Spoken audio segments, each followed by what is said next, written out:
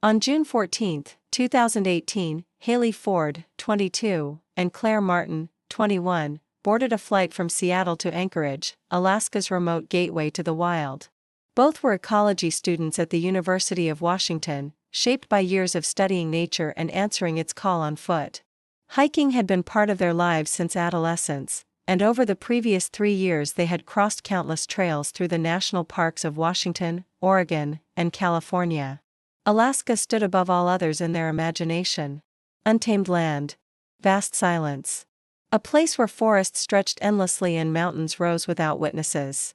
They chose Chugach State Park for a week-long expedition, a colossal wilderness spanning nearly 1 million acres of glaciers, rivers, spruce and hemlock forests, and rugged peaks untouched by roads or cities. Chugach is not forgiving. Its skies can turn within hours. Rain erases paths. Fallen trees block progress. Grizzly bears roam freely. Only those with experience, discipline, and preparation attempt long routes here, knowing the land does not adjust itself to human plans. Haley and Claire had prepared carefully. Before leaving, they showed friends their gear lists: a 4-season tent, cold-rated sleeping bags, a portable stove, food for 10 days, medical supplies, bear spray, signal flares, a Garmin GPS device loaded with maps, and a solar charger. Their bodies were equally trained: regular runs, climbing sessions, endurance built over years. No one doubted them. They knew this world. On June 15, they signed in at the entrance of Chugach Park and submitted a detailed route plan. The Black Ridge Trail. Nearly 50 miles. 5 planned overnight stops. Their goal was the summit of Wolverine Mountain, overlooking Anchorage and the waters of Cook Inlet. Return date, June 22. The ranger on duty, a man named Dan in his 50s, later recalled their calm confidence. He gave routine warnings: store food properly, avoid hiking at night, report trouble by satellite phone. They carried no satellite phone, only GPS and cell phones that worked sporadically. Dan suggested renting one. They declined, confident they would remain within occasional coverage zones. For 3 days, everything unfolded as expected. Each evening brought messages home. Photos arrived: 2 figures smiling beside streams, framed by towering mountains and dense forest. Then, on the night of June 17, Claire sent her final text to her sister. Short. Simple. At the summit. Almost no signal. Camping by the stream. See you in a week. A panoramic photo followed: green valleys below, distant snow-covered peaks. Timestamp, 9:04 p.m. After that, silence. June 18 passed. Then the 19th. Then the 20th. No messages came through. Their families worried, but reasoned that the girls were deep in the park, beyond cell towers. When June 22 arrived and Haley and Claire did not return, concern turned into alarm. The park office was contacted. Dan checked the records. The 2 hikers had never signed out. Attempts to reach them via the GPS coordinates they had provided failed. The devices were either inactive or no longer transmitting. On June 23, search and rescue was activated. 8 rangers and 10 volunteer hikers followed the Black Ridge Trail, retracing every step the girls were supposed to take. The weather resisted them: fog, rain, slick ground, broken visibility. Campsites were inspected. Evidence appeared: flattened grass, fire rings, discarded wrappers. Proof of presence. No sign of life. By June 26, the team reached Wolverine Mountain summit, the last confirmed point of contact. Below it, near a stream, they discovered another campsite. Stones arranged in a circle. Grass pressed down. But no fire, no tent, no packs, no clothing. Nothing's absence spoke louder than debris ever could. It was as though the girls had been there, and then removed from the story entirely. The search widened. Side paths, ravines, dense thickets, riverbanks. Tracking dogs were flown in from Anchorage. They followed the scent from clothing provided by the families, down from the summit, toward the stream, then east into the forest. Inside a thick stand of spruce, the trail vanished. The dogs circled, whining, confused.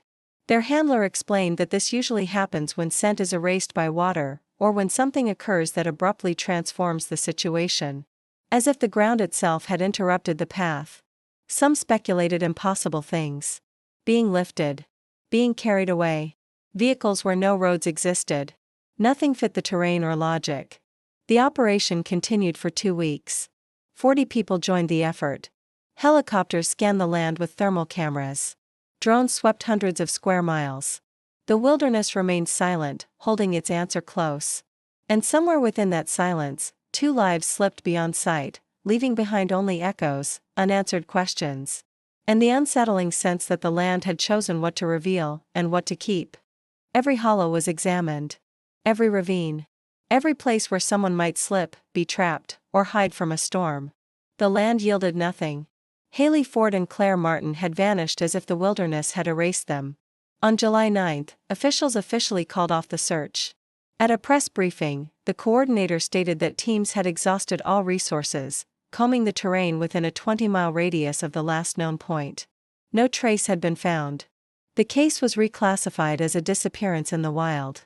Authorities outlined the likely explanations: the girls may have lost the trail, fallen into an inaccessible area, or encountered a fatal accident beyond recovery. Another possibility was a wildlife attack. Grizzly bears are common in Chugach, and past incidents had ended in death. In such cases, remains are sometimes consumed or dragged away, leaving nothing recoverable. Their families rejected that conclusion. Refusing to let the story end in uncertainty, the parents launched their own efforts. Private investigators were hired. A reward of $100,000 was announced. Posters appeared across Anchorage. Appeals flooded social media. Interviews followed.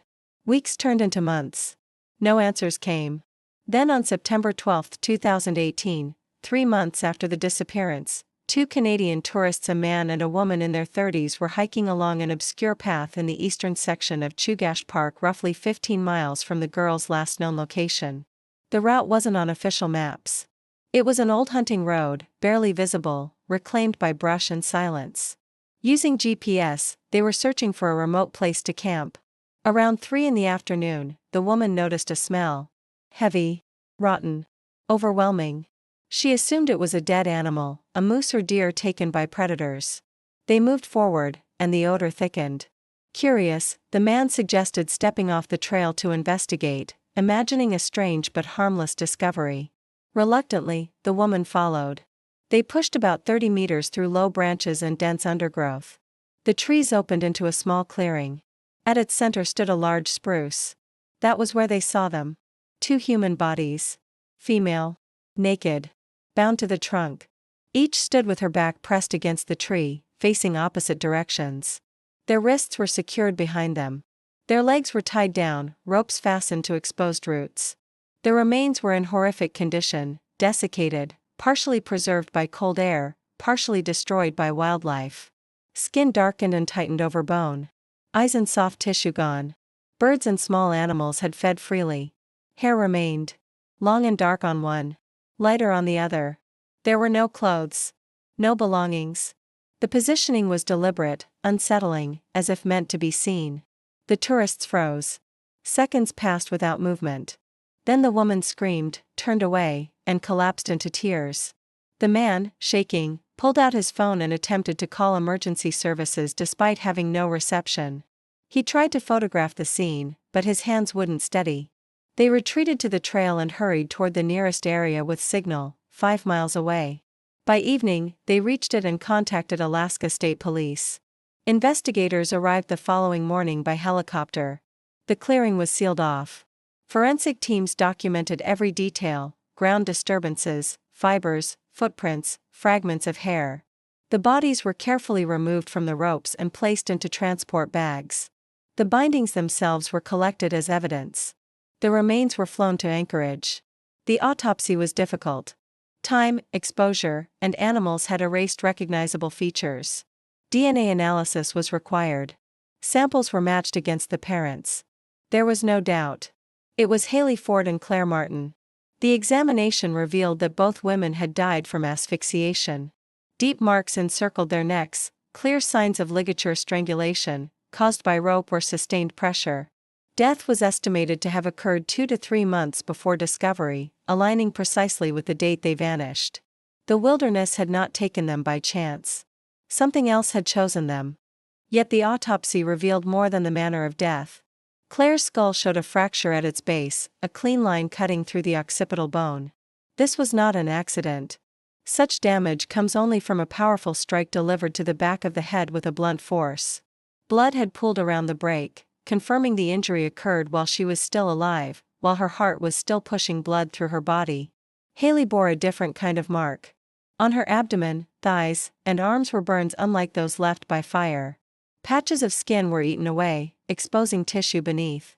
The forensic specialist explained that the damage was chemical in nature, possibly acid or an alkaline substance. Without residue analysis, the exact agent could not be named. What mattered was timing. These injuries, too, were inflicted before death. Both women suffered broken ribs. Haley had 5 fractures along her left side. Claire had 4 on her right. The breaks were recent, occurring shortly before death. Injuries like these come from violence, kicks, punches, blows with an object, or extreme pressure crushing the chest. One detail stood out sharply against expectation. There was no evidence of sexual assault. Examinations revealed no genital trauma, no semen, no signs consistent with rape. One of the most common assumptions in cases of abducted women was eliminated entirely. Their bodies told another story. They were severely emaciated. Muscle tissue had wasted away, showing clear signs of atrophy linked to prolonged starvation or immobility. The forensic conclusion was grim. Haley and Claire had survived for at least 2 to 3 weeks under conditions of extreme malnutrition, likely with limited ability to move.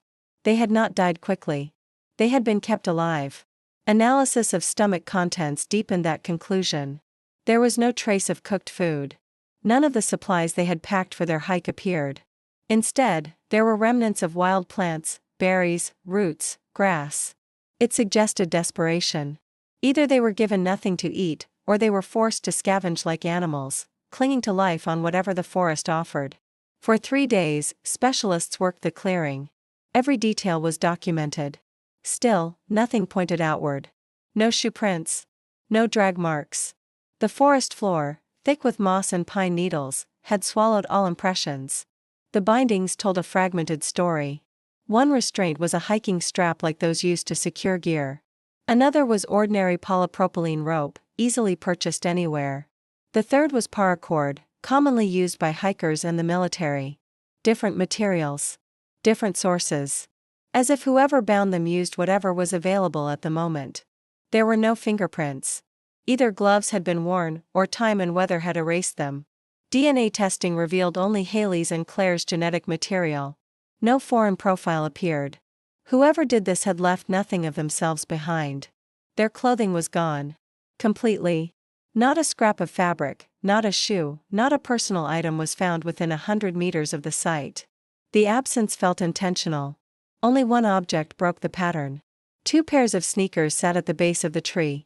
Clean. Untied. Carefully aligned side by side. Not discarded. Placed.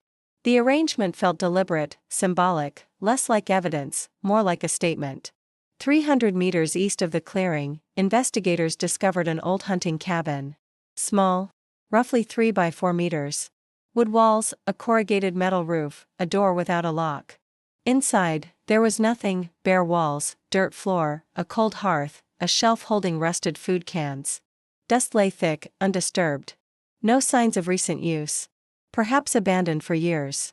Still, it was examined. Samples were taken. Surfaces were tested.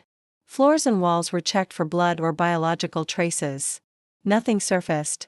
Yet its proximity could not be ignored. The idea formed quietly among investigators. Perhaps this structure had been used as a temporary holding place. A shelter not for survival, but for confinement. A place where the girls were kept before being brought to the tree. Then another question followed. If that was true, why did the cabin look untouched? Maybe because whoever used it had erased themselves as carefully as they erased the girls. Or perhaps the cabin meant nothing at all. Maybe it had never been used. Just another silent structure the forest had swallowed. With no certainty, investigators began shaping theories. One conclusion was undeniable: this was murder. Deliberate. Calculated. Prolonged. The girls had been taken, confined for weeks, subjected to beatings, chemical injuries, deprivation, and fear. In the end, they were strangled. Their bodies were not hidden. They were arranged. Bound to a tree in a posture that felt intentional, symbolic, almost ceremonial. The motive defied simple explanation. It was not sexual. Evidence ruled that out completely. It was not robbery either. Their belongings were gone, but the complexity of the crime went far beyond theft. What remained was the most unsettling possibility: killing as purpose. Violence as fulfillment. Control as desire. The signature of someone who killed not for gain, but for satisfaction, someone driven by obsession rather than need.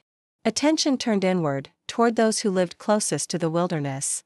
Within 50 miles of Chugach Park, roughly 2,000 people resided, spread across isolated homes, small villages, farms, and cabins tucked deep into the land. Many were hunters, fishermen, or individuals who had chosen distance from society. Among them could be those carrying volatile pasts, untreated psychological fractures, or histories of aggression. A suspect list was assembled. Investigators focused on men between 20 and 60 who knew the park, could navigate it without maps, and had regular access. Special scrutiny fell on those with records of violence, assault, or sexual offenses. From this process, 3 names emerged. The first was Louis Canner, 53. A former park gamekeeper who had worked in Chugach for over a decade before being dismissed in 2014. His termination followed an incident involving tourists. He had confronted a group for lighting a fire in a restricted area and escalated the encounter into physical violence, breaking one man's nose. A complaint was filed. Canner paid compensation and avoided prosecution, but his career ended. Afterward, he lived alone in a cabin less than 30 miles from the park. He hunted, occasionally guided others, and kept mostly to himself. Neighbors described him as withdrawn, bitter, and prone to aggression, especially when drinking. Law enforcement knew his name well. He had been detained for bar fights and once for threatening a neighbor, but nothing serious had ever stuck. The second suspect was Jonathan Green, 38. A former Marine who had served in Iraq and Afghanistan. He returned to Alaska in 2010 diagnosed with post-traumatic stress disorder. He lived in a trailer roughly 40 miles from the park, worked temporary jobs, and struggled with alcoholism. Police reports documented repeated disturbances, yelling, violent outbursts, domestic disputes. Once, he had threatened an ex-girlfriend with a knife. She never filed charges. The third was Walter Sims, 61. A man who had lived on the edge of the forest for 4 decades. He survived as a hunter and trapper, appearing in town only once a month for supplies. The rest of the time, he vanished into the woods. Locals called him strange. Reclusive. One woman mentioned animal skins hanging inside his cabin, an image that lingered uneasily. Yet Walter had no criminal history. He had never been arrested. All 3 were summoned for questioning. Louis Canner arrived with an attorney. His demeanor was flat, controlled. He answered briefly. Where was he in June of 2018? Home. Alone. No witnesses. Did he still work in the park? No. He had been dismissed years earlier. Did he follow the case of the missing hikers? He admitted seeing the news but claimed no interest. When asked for consent to search his property and vehicle, he agreed without hesitation. The search revealed nothing unusual. The house looked exactly like what it was, a hunter's dwelling. Old furniture. Rifles mounted on walls. Deer and bear hides. In the garage sat an aging Ford pickup, cluttered with gear. Investigators collected samples, soil from the tires, fibers from the seats, surfaces from inside the cab. No blood. No biological traces. No DNA linking him to Haley or Claire.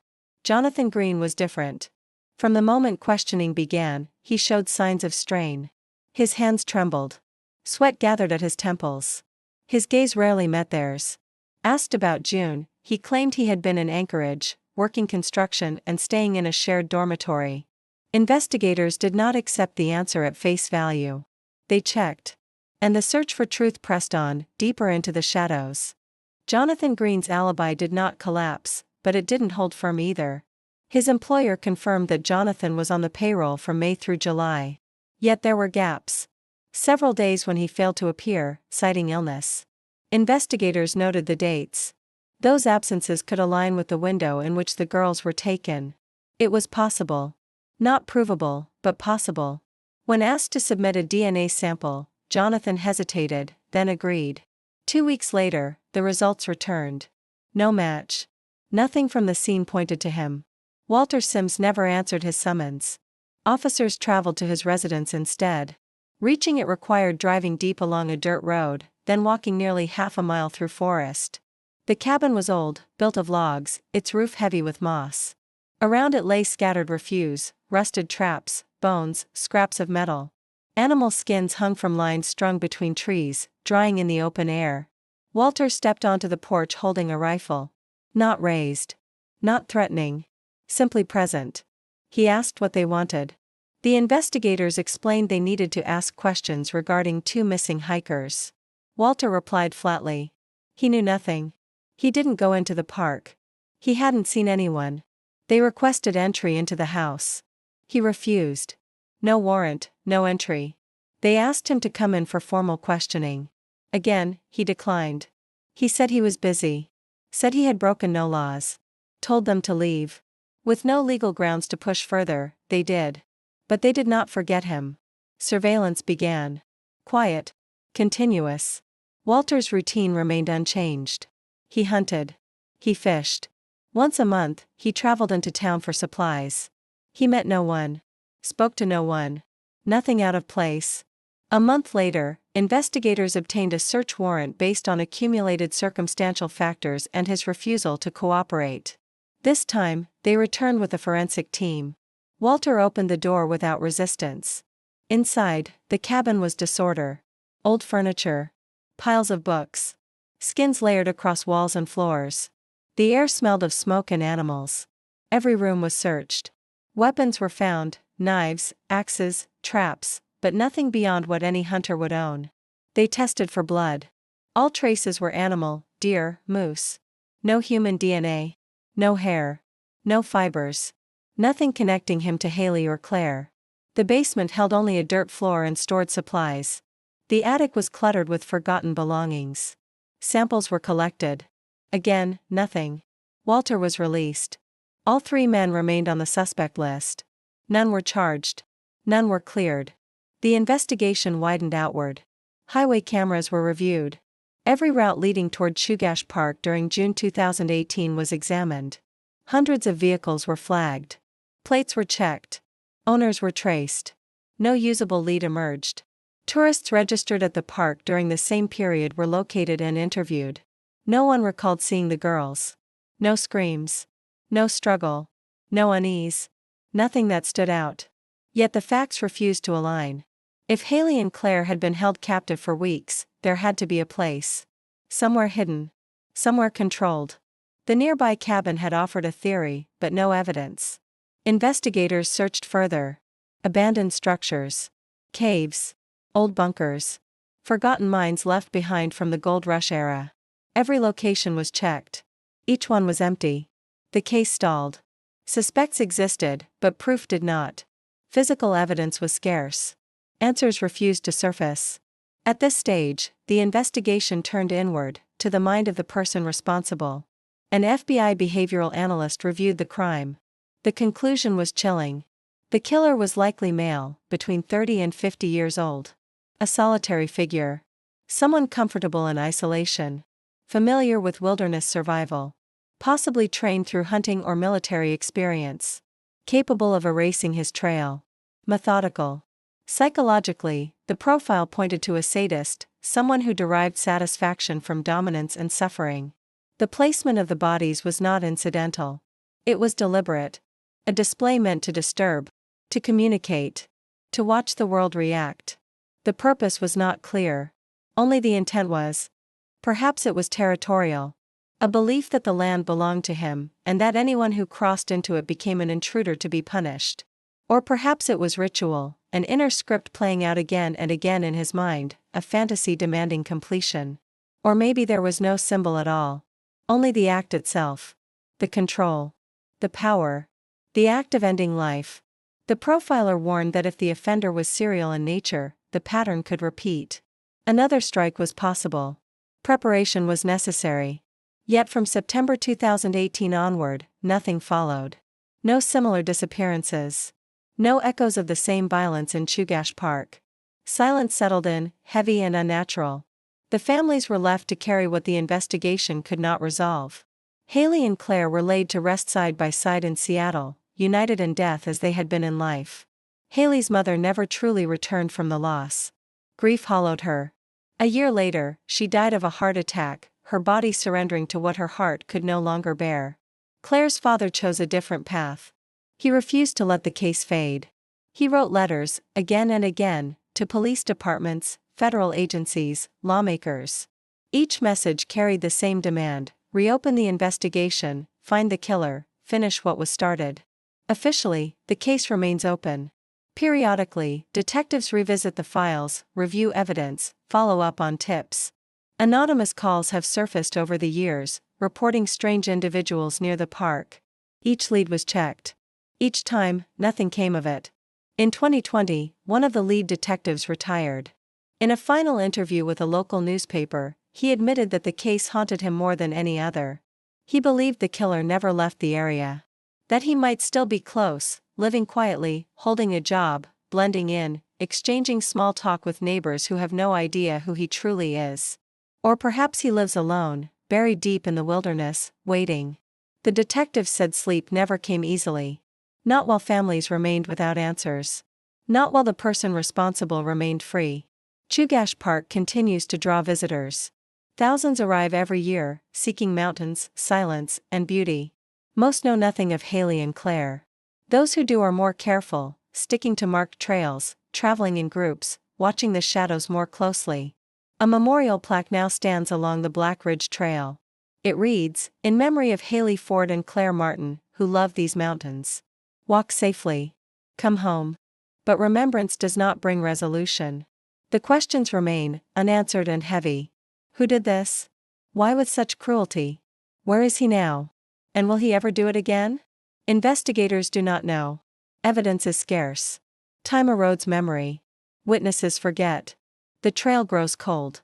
The case may never be solved, another name added to the long, unresolved history of violence hidden within America's wilderness. Yet somewhere in Alaska's forests, there may be one man who knows everything. Someone who remembers their faces, their fear, their final moments. Someone who understands exactly why he acted, and what he felt as he bound their lifeless bodies to a tree, placed their shoes with care, and disappeared into the trees. He knows. And as long as he keeps that knowledge to himself, the truth remains buried, deep in the forest, between the trunks and shadows, where light does not reach. And where justice has yet to follow.